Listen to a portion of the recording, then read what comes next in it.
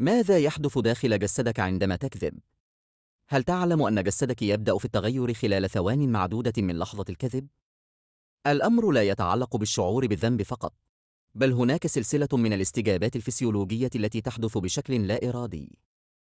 فور شروعك في الكذب، يفعل الدماغ منطقة تعرف باسم اللوزة الدماغية، وهي المسؤولة عن الشعور بالخوف والتوتر.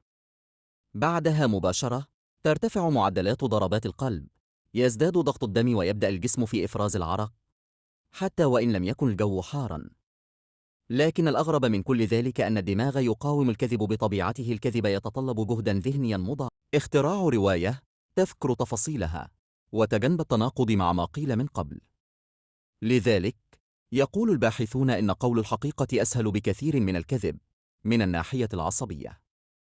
هذه التغيرات الفسيولوجية هي ما تعتمد عليه أجهزة كشف الكذب، فهي لا تكتشف الكذب مباشرة، لكنها تلتقط المؤشرات الحيوية المرتبطة بالتوتر والانفعال. بمعنى آخر، جسدك قد يفضحك حتى وإن ظل صوتك ثابت. الكذب ليس مجرد خطأ أخلاقي، بل هو عبء بيولوجي حقيقي يرهق العقل ويضغط على الجسد ويترك آثاره دون أن تدري.